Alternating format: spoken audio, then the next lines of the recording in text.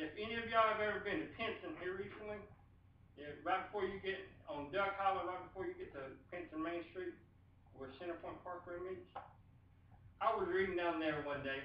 It's been several years ago, and what I usually do is I pull up into a driveway,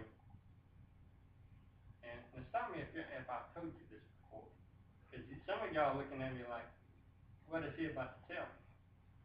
But usually I pull up into a driveway and I'll get out and I'll read the house to the left, the house that I'm parked at, and the house to the right. And I get back in my truck, go down a couple of driveways and do the same thing. Well, I pull up into this driveway and I get out and I'm heading to the house on the left, and I happen to look down and I notice the house that I'm parked at, the name is different. Now that's nothing new, because when you only read once every 30 days, people move in and out sometimes, occasionally, you know. So as I realized that, I thought, well, that's a new person move in. I'm going to have to talk to them at some point to see if it's okay that I'm parked in their driveway, even though it's a few minutes. So I'm walking this way down the road right before, because there's a ditch on this side, pretty big ditch too, on the road. So the house is over here, and I'm in my world, wherever I was at the time. Because you know, when you're at work, sometimes your mind wanders. Mine wanders a lot of times, but hey. So I'm walking on down this way, not even thinking about it, just kind of swinging, and I just happened to look up, and I'm glad I did. Now, some people say you're lucky. It goes back to my luck, you know.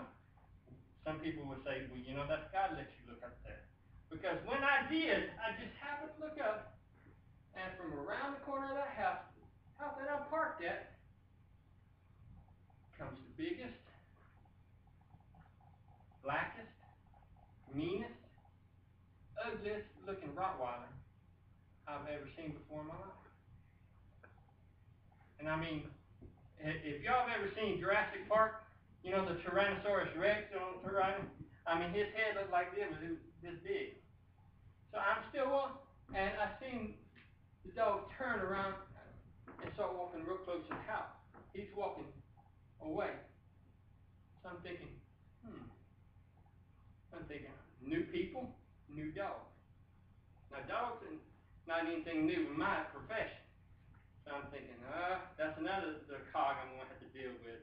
A new dog in the neighborhood, he probably got one of those electric collars.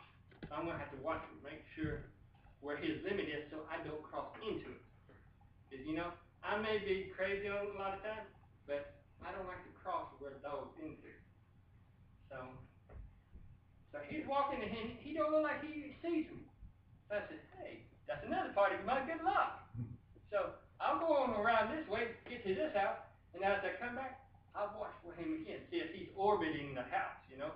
So because he's about as big as a small moon, you know. So maybe when he come back around, I can sneak up behind him and follow behind him and get back away so he won't see me. Well, so I'm still walking a little slower this time, a little more aware. I'm watching where I'm walking. I'm also keeping one eye as that dog's crossing on this way. And just about as I get furthest away from the property line from my truck, that dog turns on the dime. I mean, he don't even have no indication. He's walking like he's in his own little world.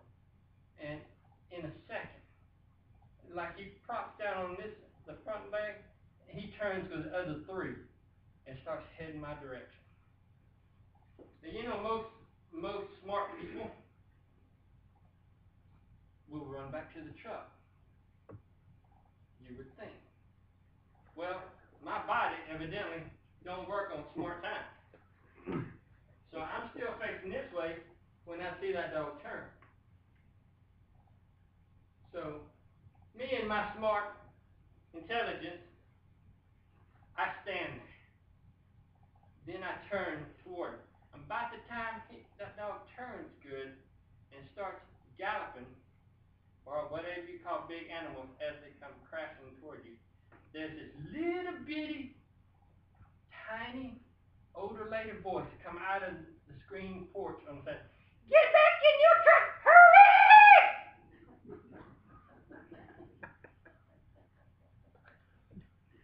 Now what do you do with that? The owner of the house is hollering at you.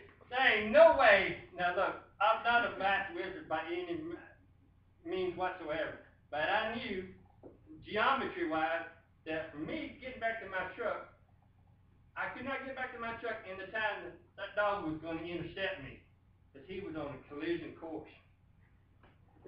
So, we've been told about what you should do about, don't provoke animals, and even do like bears, because this dog is big. You don't know how big this dog was.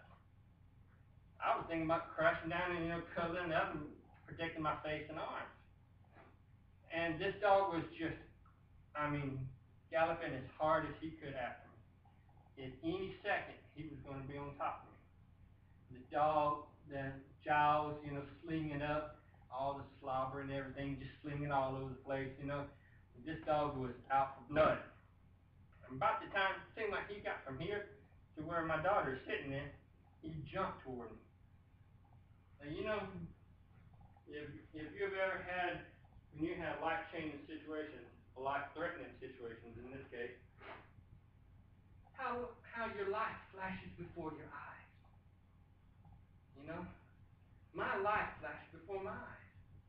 First of all, I thought, well, man, that was over pretty quick.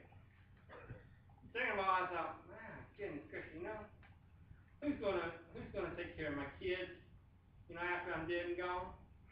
Who's gonna pick up all the, are they gonna be able to find my body after he mangles me, Man, I wish I hadn't just had lunch and had that big 24-ounce Coke. Because needless to say, well, anyway, I stood there and I was telling my niece, move them feet, let's get back in the truck. And my body said, you know what, there just ain't no way. You might as well just hang it up. So I was glad that I was right with my mentor at that time, because when that dog left the ground, I just hoped it would take me quick, because I did not want to suffer. And by the time he got closer, I closed my eyes and kind of turned my head.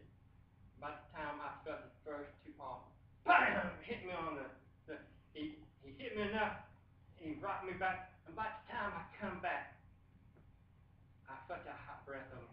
That big old tongue like, I said, oh my God, I can't believe it.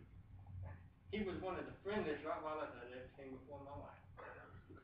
Come to find out, the Rottweiler didn't even belong to the house. He belonged way on down the street. The lady, when I pulled up in the lane, she walked down to the screen door, seeing who was there. By the time she saw an unfamiliar dog going after an unfamiliar person, so of course she hollered at me, so that made me think she knew what she was talking about. But see, that, like I said, in that short amount of time, I really prayed about it, and I'm glad it did. I'm glad it worked out the way it did, for me, in that sense. Now, in Jonah's sense, after 3 days, fish spit him back out. And then the second debut of Jonah happened. It says, in chapter 3, it says, and the word of the Lord came to Jonah the second time, saying, arise, go to Nineveh, that great city, and preach unto it the preaching that I bid thee. And you know what? Jonah did the second part of his second debut. He went. He went in. He didn't make no haste about it. He didn't waste no time on it. He took off on it. And he went into it and preached. And guess what happened? It's amazing what happens when somebody is preaching with conviction and purpose and compassion and desire. Remember we was talking about that wanting to? The first time God told Jonah to go somewhere, Jonah didn't want to go. After spending 3 days in the belly of that fish, Jonah wanted to go. Because he said, you know what, there's got to be